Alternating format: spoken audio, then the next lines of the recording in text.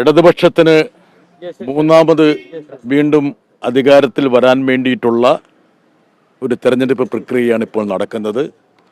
കേരളത്തിൻ്റെ സമഗ്ര വികസനം, സാഹോദര്യം, അതുപോലെ സാമൂഹ്യ ക്ഷേമം, ഈ മൂന്ന് പ്രധാനപ്പെട്ട പ്രതലങ്ങളെ മുൻനിർത്തിയുള്ള ജനങ്ങളുടെ വിധിയെഴുത്താണ് നടക്കാൻ പോകുന്നത്. കേരളം 10 വർഷം മുമ്പുള്ള ഒരു ഇരുണ്ട കാലഘട്ടത്തിലേക്ക് മടങ്ങാൻ ജനങ്ങൾക്ക് ആഗ്രഹമില്ല. ഇപ്പം ഞാൻ വോട്ട് ചെയ്ത പോളിംഗ് ബൂത്തിൽ ഉൾപ്പെടെ ജനങ്ങൾ വളരെ ആവേശത്തിലാണ്. ഈ ഒരു ജനാധിപത്യ പ്രക്രിയയിൽ ജനങ്ങൾ സന്തോഷത്തോടുകൂടി പങ്കെടുക്കുകയാണ്. അത് കേരളത്തിൻ്റെ മുമ്പോട്ടുള്ള കുതിപ്പിന് വേണ്ടിയിട്ടുള്ള ഒരു വോട്ടായിട്ടാണ് ഞാൻ കാണുന്നത്. നല്ല പോളിംഗ് ശതമാനം കൂടുന്നത് എങ്ങനെയാണ്? ഇത് സന്തോഷത്തിന്റെ ഒരു നെഞ്ചെടുപ്പുണ്ട്. മാധ്യമങ്ങളെ കണ്ടിരുന്നു. അദ്ദേഹം 10 വർഷത്തെ ജനദ്രോഹ നടപടികൾക്ക് ജനങ്ങൾ മറുപടി നൽകുമെന്നാണ് പറഞ്ഞിരിക്കുന്നത്. അതെ, അദ്ദേഹത്തിന്റെ മകനെ BJPക്ക് സംഭാവന ചെയ്തിരിക്കുകയാണല്ലോ. അപ്പൊ അതുകൊണ്ട് അതിന്റെ ഒരു മനസ്താപത്തിലായിരിക്കും അദ്ദേഹം. പിന്നെന്താണ് ഈ 100 സീറ്റിലധികം കിട്ടുമെന്ന് പറയുന്നതിന്റെ കോൺഫിഡൻസ്? UDF അല്ല, അവർക്ക് അങ്ങനെയല്ലേ പറയാൻ പറ്റുള്ളൂ. എന്താ കാരണം വെച്ചാൽ ഇന്നത്തെ ഒരു സാഹചര്യത്തിൽ 100 സീറ്റ് കിട്ടിയില്ലെങ്കിൽ സതീശൻ വനവാസത്തിന് പോകേണ്ടി വരില്ലേ? അപ്പം നിങ്ങൾ പത്രപ്രവർത്തകർ നല്ലൊരു കാർഡ് പുള്ളിക്ക് വേണ്ടി കണ്ടെത്തണം. വനവാസം എന്ന് പറയുന്നത് വനത്തിൽ പോകണ്ടേ? അപ്പോൾ അതിനുവേണ്ടിയുള്ള നല്ല തക്കതായിട്ടുള്ള ഒരു ഏത് ഞങ്ങളല്ലല്ലോ, അദ്ദേഹം സ്വമേധ ഏറ്റെടുത്തതല്ലേ. ഞങ്ങൾ അദ്ദേഹത്തിനോട് വനവാസത്തിന് പോകണമെന്ന് ആവശ്യപ്പെട്ടിട്ടില്ല.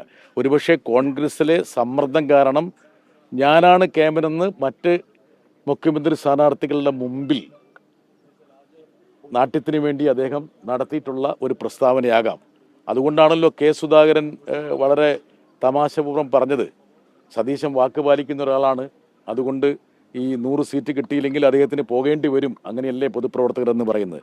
ഇന്നത്തെ ഒരു രാഷ്ട്രീയ സാഹചര്യത്തിൽ കേരളത്തിൻ്റെ ചരിത്രത്തിൽ ഇതുപോലുള്ള ഒരു തെരഞ്ഞെടുപ്പ് പ്രചരണം ഉണ്ടായിരുന്നില്ല. അതായത് ഗവൺമെൻറ് ഇടതുപക്ഷം ഞങ്ങൾ മുമ്പോട്ട് വെച്ചത് 10 വർഷത്തെ ഞങ്ങളുടെ പെർഫോമൻസാണ്. അത് വിലയിരുത്താനാണ് ഞങ്ങൾ ആവശ്യപ്പെട്ടത്, ഞങ്ങൾ അഭ്യർത്ഥിച്ചത്. ഒരു പോസിറ്റീവ് നോട്ടിലാണ്. അതേസമയം UDF പോസിറ്റീവ് നോട്ടിലുള്ള ഒരു പ്രചരണമല്ല നടത്തിയത്. വിഷലിപ്തമായ, എനിക്ക് സഹതാപം തോന്നുന്നു വെച്ചാൽ സാധാരണഗതിയിൽ വലിയ തകരാറില്ലാത്ത ഈ ദേശീയ നേതാക്കളെയൊക്കെ ഇവിടെ കൊണ്ടുവന്നിട്ട് അവരെ കൊണ്ട് കളവ് പറയിപ്പിച്ചു. ഇന്നലെ ആ വന്യ വയോധികനായിട്ടുള്ള മല്ലികാർജുൻ ഖാർഗെ മാപ്പ് പറഞ്ഞിരിക്കുകയാണ് ഔദ്യോഗികമായി. അദ്ദേഹത്തിനെ മാപ്പ് പറയിപ്പിക്കേണ്ട ഒരു സാഹചര്യം ഉണ്ടാക്കിയത് ഈ കോൺഗ്രസ്സുകാർ എഴുതി കൊടുത്തൊരു തിരക്കഥയല്ലേ. തെലങ്കാനയിൽ ഒരു മുഖ്യമന്ത്രിയെ കൊണ്ടുവന്നിട്ടൊരു കോമാളി വേഷം കെട്ടിച്ചു. ഇതൊക്കെയല്ലേ അവർ ചെയ്തത്. അപ്പോൾ 10 വർഷം അധികാരത്തിൽ നിന്ന് മാറി നിന്നതിൻ്റെ ഒരു വിഭ്രാന്തി ഈ കഴിഞ്ഞ ഏതാനും ദിവസത്തെ പ്രചരണത്തിൽ ഉണ്ടായിരുന്നു. അതോടൊപ്പം തന്നെ പ്രചരണത്തിൻ്റെ അവസാന ലാപ്പിൽ കോൺഗ്രസിൻ്റെ പിടിപ്പുകേടും കൊള്ളയും തട്ടിപ്പും എല്ലാം പുറത്തേക്ക് വന്നു. വയനാട് എന്നുള്ളത് വളരെ പ്രധാനപ്പെട്ട ഒരു പ്രചരണ വിഷയമായി മാറി. അവർ തന്നെ വലിച്ചിഴച്ചൊരു വിഷയമാണ്, അവരുടെ നേതാക്കൾ തന്നെ കൊണ്ടുവന്ന ഒരു വിഷയമാണ്. പക്ഷെ ജനങ്ങൾക്ക് കാര്യം മനസ്സിലായി. ഇതുപോലെ ഒരു ജനങ്ങളുടെ ദുരിതത്തിന് മേൽ, അവിടെ പൊലിഞ്ഞ ഒരു ജീവൻ്റെ മേൽ പോലും ഇതുപോലെ കൊള്ള നടത്താൻ കോൺഗ്രസ്സിന് പറ്റുമെങ്കിൽ ഭരണം കിട്ടിയാൽ ഏത് രൂപത്തിലുള്ള കൊള്ളയായിരിക്കും കേരളത്തിൽ അരങ്ങേറാൻ പോകുന്നത് എന്നുള്ളതിൻ്റെ ഒരു വ്യക്തത, ഒരു സ്പഷ്ടത ജനങ്ങൾക്ക് കിട്ടി.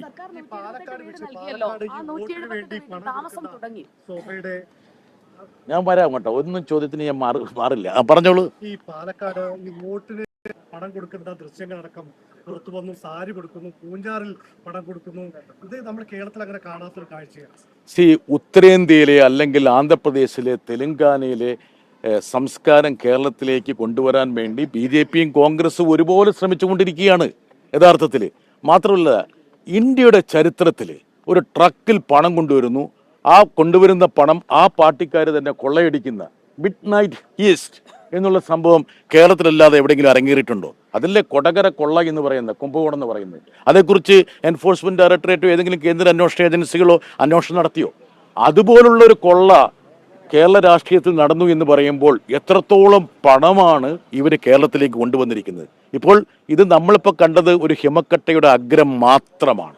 യഥാർത്ഥത്തിൽ ക്യാമറയ്ക്ക് ഉള്ളിൽ ആ വൃത്തത്തിൽ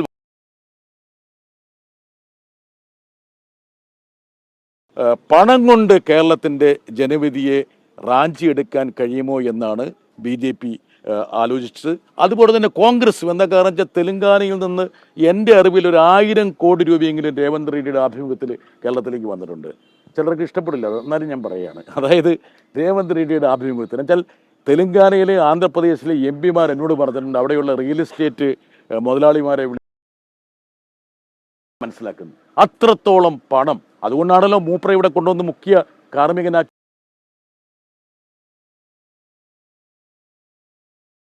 ഇവിടെ കേരളത്തിൽ ഡംപ് ചെയ്തിട്ടുണ്ട്. പക്ഷെ അതുകൊണ്ടൊന്നും കേരളത്തിലെ ജനങ്ങളെ കബളിപ്പിക്കാൻ പറ്റില്ല. ഇതുപോലുള്ള പ്രലോഭനങ്ങളിലൊന്നും അടിപ്പെടുന്ന ജനതയല്ല കേരളത്തിൻ്റെതെന്നുള്ള കാര്യം മുൻകാലങ്ങളിൽ നമ്മൾ തെളിയിച്ചിട്ടുണ്ട്.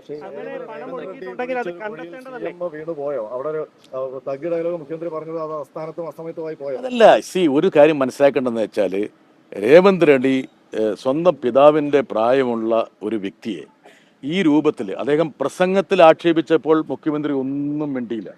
അതിനുശേഷം അദ്ദേഹം സ്വന്തം ലെറ്റർ ഹെഡിൽ ഈ എഴുതി കൊടുത്ത ഈ ഫിലിമി ഡയലോഗ് അദ്ദേഹത്തിന് എന്താണെന്ന് പോലും അറിയുമെന്ന് എനിക്ക് സംശയമുണ്ട്. KC വേണുഗോപാലോ ഏതെങ്കിലും കോൺഗ്രസ്സുകാർ എഴുതി കൊടുത്തായിരിക്കും. മുഖ്യമന്ത്രി പിണറായി വിജയൻ തനിക്ക് ഇഷ്ടമുള്ള ഡയലോഗായി പറഞ്ഞത് പോമോനെ ദിനേശ എന്നുള്ളത്. അതല്ലല്ലോ, അത് പോമോനെ ദിനേശ അല്ലല്ലോ, പോമോനെ വിജയാന്നല്ലേ പറഞ്ഞു. ദിനേശന് ഒരു സിനിമ ഡാഷ് എന്ന് പറഞ്ഞാൽ നിങ്ങൾക്ക് പൂരിപ്പിക്കാൻ അർത്ഥം. അത് നിങ്ങൾ ഒരു സെക്കൻഡ് അല്ലല്ല, ഒരു സെക്കൻഡ് അതല്ല, ഒരു സെക്കൻഡ് അതൊന്നുമല്ല, ഒരു സെക്കൻഡ്. എനിക്ക് മുഖ്യമന്ത്രിനെ നന്നായിട്ട് അറിയാവുന്നതുകൊണ്ട് അദ്ദേഹം ഡാഷ് ഇട്ടത് നിങ്ങൾക്ക് ഇഷ്ടമുള്ള മലയാളിക്ക് ഇഷ്ടമുള്ള പദം അവിടെ പൂരിപ്പിക്കാം. അത് പൂരിപ്പിച്ചോളാനാ പറഞ്ഞത്. ഒരു കാര്യം ഞാൻ പറയട്ടെ, അത് നിങ്ങൾ ഓരോരുത്തരും ഓരോ രൂപത്തിലല്ലേ ഉപയോഗിക്കുന്നത്. ഡാഷ് എന്ന് ഉദ്ദേശിക്കുന്നത് എന്താണ്? നിങ്ങളിപ്പോൾ പരീക്ഷ എഴുതുമ്പോൾ ഡാഷ്, അതന്നെ ഡാഷ്, വേറെന്താ ഡാഷ്? നിങ്ങൾക്ക് ഇഷ്ടമുള്ള പദം അവിടെ ഉപയോഗിക്കാം. അത് നിങ്ങളുടെ അതൊരു സെക്കൻഡ്. ഡാഷ് എന്നുള്ള മുഖ്യമന്ത്രി ഉപയോഗിച്ചതാണെന്ന് കറക്റ്റായിട്ട് നിങ്ങൾക്ക് ഓരോരുത്തർക്കും അനുയോജ്യമായിട്ടുള്ള പദം വെച്ചത് പൂരിപ്പിക്കാം. ഞാൻ പൂരിപ്പിക്കുന്ന പദമായിരിക്കില്ല സുജയ് പൂരിപ്പിക്കുന്നത്, അല്ലെങ്കിൽ നിങ്ങൾ ആരെങ്കിലും പൂരിപ്പിക്കുന്നത്. ഓരോരുത്തർക്കും ഇഷ്ടമുള്ള പദം വെച്ച് പൂരിപ്പിക്കാം. നല്ല പദം വെച്ച് പൂരിപ്പിക്കണം, നിങ്ങൾ പൂരിപ്പിച്ചോളൂ, ഒരു കുഴപ്പമില്ല. ഒരു മോശം അത് നിങ്ങളുടെ ഇതുപോലെ ഇരിക്കൂലേ. അപ്പൊ മുഖ്യമന്ത്രി യഥാർത്ഥത്തിൽ കേരളത്തിലെ ജനങ്ങൾക്ക് ഒരു ഫ്രീഡം തന്നു, നിങ്ങൾക്ക് അനുയോജ്യമായിട്ടുള്ള പദം വെച്ചിട്ട് പൂരിപ്പിക്കാൻ. ഒരു കാര്യം ഞാൻ പറയാം, ഈ രേവന്ത് റെഡ്ഡിക്ക് കേരളത്തിൻ്റെ ചരിത്രം അറിയണമെന്നില്ല, പക്ഷെ രേവന്ത് റെഡ്ഡി ആന്ധ്രാപ്രദേശിൻ്റെ ചരിത്രം മനസ്സിലാക്കണം. 982 ഇതുപോലെ ഈ രാജീവ് ഗാന്ധി പറന്നിറങ്ങിയിട്ട് അവിടെയുള്ള അന്നത്തെ മുഖ്യമന്ത്രി അഞ്ജയ്യെ പരിഹസിച്ചതിനും ആക്ഷേപിച്ചതിൻ്റെയും പശ്ചാത്തലത്തിലാണ് കോൺഗ്രസ് ആന്ധ്രാപ്രദേശിൽ തകർന്നടിഞ്ഞത്. NT രാമറാവുവിൻ്റെ തരംഗമുണ്ടായത് എങ്ങനെയാണ്? തെലുഗു ആത്മാഭിമാനത്തെ മുറിവേൽപ്പിച്ച രാജീവ് ഗാന്ധിയുടെ നടപടി കൊണ്ടാണ്. അതുപോലെ ഒരു നടപടിയാണ് യഥാർത്ഥത്തിൽ ഈ രേവന്ത് റെഡ്ഡിയുടെ ഭാഗത്തുനിന്നുണ്ടായത്. അതായത് കേരളത്തിലെ ശരാശരി മുഖ്യമന്ത്രി എന്ന് പറയുന്ന ആരാണ്? നിങ്ങളുടെ എൻ്റെയും ഒക്കെ ഒരു പ്രതിപുരുഷനാണ്. നമ്മൾ ജനവധിയിലൂടെ തിരഞ്ഞെടുത്തൊരു നേതാവിനെയാണ്. ആ നേതാവിനെ ആക്ഷേപിക്കാൻ വേണ്ടി ഇയാളാരാണ് നേതാവിനെ ആക്ഷേപിക്കാൻ വേണ്ടി? കേരളത്തിന്റെ മുഖ്യമന്ത്രി ആക്ഷേപിക്കാനുള്ള അധികാരം തെലുങ്കിന് കൊടുത്തിട്ടുണ്ടോ? നമ്മൾ തെലുങ്ക് മുഖ്യമന്ത്രിക്ക് കൊടുത്തിട്ടുണ്ടോ? സ്വാഭാവികമായിട്ടും മലയാളിയുടെ ആത്മാഭിമാനത്തിലല്ലേ നമ്മൾ തിരഞ്ഞെടുത്തൊരു മുഖ്യമന്ത്രിയല്ലേ പിണറായി വിജയൻ. നിങ്ങൾക്ക് രാഷ്ട്രീയ വ്യത്യാസം ഉണ്ടാകാം, പക്ഷെ മലയാളിയുടെ ആത്മാഭിമാനത്തിന്റെ മുകളിലല്ലേ അയാൾ ട്രപ്പീസ് കളിച്ചത്, അതും ഹൈദരാബാദിൽ നിന്ന് വന്നിട്ട്. മൂപ്പർക്ക് എന്താ കേരളത്തിന്റെ മതനിരപേക്ഷതയായിട്ട് എന്താ ബന്ധമുള്ളത്? ABVPയുടെ നേതാവ് മുരളീധരൻ്റെ കൂടെ നേതാവായ ആൾ ഇപ്പോഴും RSS ആണെന്ന് പറയുന്നതിൽ മേനി നടിക്കുന്ന ആൾ, അയാളാണോ കേരളത്തിൽ വന്ന് മലയാളിക്ക് സാരോപദേശം പകരേണ്ടത്?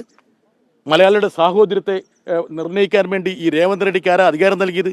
അതുകൊണ്ട് ഓരോ മലയാളിയുടെയും ആത്മാഭിമാനത്തിന് മേലുള്ള ഒരു കടന്നാക്രമണമാണ് രേവന്ത് റെഡ്ഡി നടത്തിയത്. അതിന് തിരിച്ചടി കൊടുക്കും. കോൺഗ്രസ്സുകാർ നൽകിയ ആ തിരക്കഥ സ്ക്രിപ്റ്റ് കോൺഗ്രസിന് തന്നെ വിനിയാകും എന്നുള്ള കാര്യത്തിൽ തർക്കമില്ല. മണരൂരിൽ TN പ്രതാപന് നേരെ ഇപ്പോൾ ഒരു കയ്യേറ്റം ഉണ്ടായിരിക്കുകയാണ് BJP പ്രവർത്തകരുടെ ഭാഗത്ത്. അറിയില്ല, അത് ഞാനിപ്പോൾ അത് അറിഞ്ഞിട്ടില്ല. നമ്മള് ജനവധി എന്താണ് പോറ്റിയെ കയറ്റിയ പ്രചരണത്തിലുണ്ടാകണം. എന്താ കാരണം വെച്ചാൽ അതാണ് ഞങ്ങളും ആഗ്രഹിക്കുന്നത്. എന്താ കാരണം വെച്ചാൽ ഈ പോറ്റി ശബരിമല കയറിയ കാലം KC വേണുഗോപാൽ മന്ത്രിയായിരുന്ന കാലമാണ്. പോറ്റി എവിടെയെങ്കിലും ഒരു സുരക്ഷിതമായ സ്ഥലത്ത് കയറിയിട്ടുണ്ടെങ്കിൽ, ഏറ്റവും സുരക്ഷിതമായ സ്ഥലത്ത് കയറിയിട്ടുണ്ടെങ്കിൽ എൻ്റെ സഹപ്രവർത്തകയായ സോണിയാഗാന്ധിയുടെ ഏറ്റവും സുരക്ഷയുള്ള വീട്ടിലാണ്. ആ വീട്ടിൽ കയറി ബ്രേസ്ലെറ്റ് കെട്ടി, ആ ബ്രേസ്ലെറ്റ് സ്വർണത്തിനാണോ നൂലിനാണോ എന്നൊന്നും സോണിയാഗാന്ധി പറഞ്ഞിട്ടില്ല. ഇത്രയും കാലമായിട്ടും എന്തുകൊണ്ടാണ് സോണിയാഗാന്ധി എന്തിനാണ് ഈ പോറ്റിയും ഗോവർദ്ധനും ഭണ്ഡാരിയും തൻ്റെ വീട്ടിൽ കയറിയെന്ന് പറഞ്ഞിട്ടില്ലല്ലോ? നിങ്ങളാരും ചോദിച്ചിട്ടില്ലല്ലോ. എന്തുകൊണ്ടാണ് ഈ പത്രക്കാർക്ക് അവിടെ പോയി ചോദിക്കാൻ പറ്റാതിരിക്കുന്നത്? എന്തുകൊണ്ടാണ് നിങ്ങളുടെ പ്രതികൾക്ക്, ഡൽഹിയിലുള്ള പ്രതികൾക്ക് അങ്ങനെ ഒരു ചോദ്യം AICCയുടെ വക്താവിനോട് ചോദിക്കാൻ പറ്റാതിരിക്കുന്നത്? എന്താ കാരണം? സോണിയാഗാന്ധിയുടെ വീട്ടിൽ ഈ പോറ്റിയും ഈ കുറ്റവാളികൾ കയറാനുള്ള കാരണം എന്തായിരുന്നു? അതിന്റെ പശ്ചാത്തലം എന്തായിരുന്നു? അത് ന്യായമായ ഒരു ചോദ്യമല്ലേ? ആരെ? MA ബേബി വളരെ കൃത്യമായി പറഞ്ഞത് എന്താണ്? അതായത് ഈ കൊള്ളയിൽ സോണിയാഗാന്ധിക്ക് പങ്കില്ല എന്നുള്ളതാണ്. പക്ഷെ ദുരൂഹതയുണ്ടെന്നുള്ള കാര്യം MA ബേബി കൃത്യമായി പറഞ്ഞു. എന്തിനാണ് കയറിയത്? അപ്പോൾ ഇവർക്ക് സോണിയാഗാന്ധിയുടെ അല്ലെങ്കിൽ പോലും സോണിയാഗാന്ധിയുടെ അനുചരന്മാരുടെ വിശ്വസ്തരുടെ പരിരക്ഷ ഉണ്ടായിരുന്നു എന്നുള്ളതാണ് സഖാവ് MA ബേബി കൃത്യമായിട്ട് പ്രതിപാദിച്ചത്. എന്നെ അത്ഭുതപ്പെടുത്തുന്ന രാജ്യസഭയിൽ ഞാൻ അദ്ദേഹത്തെ അവരുടെ സഹപ്രവർത്തകനാണ്. എനിക്ക് അവരുടെ വീട്ടിൽ കയറാൻ പറ്റുമോ? എനിക്ക് വീട്ടിൽ കയറാൻ പറ്റില്ല. എനിക്ക് പെർമിഷൻ ഇല്ലാതെ അവിടെ കയറാൻ പറ്റില്ല. അതും ഞാനത് വീട്ടിൽ കയറി കഴിഞ്ഞാൽ അവരുടെ കയ്യിൽ നൂല് കെട്ടാൻ പറ്റുമോ? അല്ലെങ്കിൽ ബ്രേസ്ലെറ്റ് കെട്ടാം. നൂലാണോ സ്വർണ്ണമാണോ എന്ന് എനിക്കറിയില്ല. ഇനിയിപ്പോൾ ശബരിമലയിൽ നിന്ന് കൊള്ളയടിക്കപ്പെട്ട സ്വർണ്ണത്തിൻ്റെ ഒരു പോർഷനാണ് ഇവർ ബ്രേസ്ലെറ്റ് ആക്കിയിട്ട് അവരുടെ കൈ കെട്ടിയെന്ന് പോലും എനിക്കറിയില്ല. സാധാരണഗതിയിൽ ഏത് അന്വേഷണ ഏജൻസി അങ്ങോട്ട് പോകേണ്ടതാണ്, പോകുന്ന ഞാൻ വിചാരിക്കുന്നു. അങ്ങനെയാണെങ്കിൽ SIT എന്തുകൊണ്ടാണ് പോകാത്തത്? അല്ല, പോകുമായിരിക്കും. അവരവരുടേതായ സമയം. SIT കൃത്യമായിട്ട് ഹൈക്കോടതിയുടെ മേൽനോട്ടത്തിലാണല്ലോ അന്വേഷിക്കുന്നത്. ഓരോ ചുവടുവെപ്പുകളും അവർ നടത്തുന്നത് ഹൈക്കോടതിയുടെ മേൽനോട്ടത്തിലാണ്. ഒരുപക്ഷെ അവർ വിചാരിച്ചിട്ടുണ്ടാവും ഇലക്ഷന്റെ സമയത്ത് ഒരു പ്രശ്നം ഉണ്ടാക്കേണ്ടത് കോൺഗ്രസ്സുകാർക്ക്. അതായത് യുവതീ പ്രവേശനത്തിന് ഒരു നിലപാട് മാറ്റിയത് 4 വോട്ടിന് വേണ്ടിയിട്ടാണോ? ഈ യുവതീ പ്രവേശനവുമായി ബന്ധപ്പെട്ട് ഓരോ പാർട്ടികളുടെ നിലപാടുണ്ടായിരുന്നു. എന്തായിരുന്നു RSSന്റെ നിലപാട്? എന്തായിരുന്നു BJPയുടെ നിലപാട്? എന്തായിരുന്നു കേന്ദ്ര സർക്കാരിൻ്റെ നിലപാട്? എന്തായിരുന്നു കോൺഗ്രസ് നിലപാട്? ആ യുവതീ പ്രവേശനവുമായി ബന്ധപ്പെട്ട സുപ്രീം കോടതിയുടെ വിധി വന്ന സമയത്ത് എന്തായിരുന്നു കോൺഗ്രസ് വക്താക്കൾ ഡൽഹിയിൽ പറഞ്ഞത്? എന്തായിരുന്നു പറഞ്ഞത്? ഇവരത് സുവർണാവസരം ഉണ്ടാക്കി കേരളത്തെ കുട്ടിച്ചോറാക്കാൻ വേണ്ടി ഉപയോഗിക്കുകയല്ലേ ചെയ്തത്, അല്ലേ? അപ്പോൾ അവര് നിന്ന നിപ്പിൽ തലയും കുത്തി മറിഞ്ഞു, ഇല്ലേ? അതിനെക്കുറിച്ചൊന്നും നിങ്ങൾക്ക് ചോദിക്കാനില്ലേടോ? ഒന്ന് ചോദിച്ചു നോക്ക് ഇടയ്ക്ക്.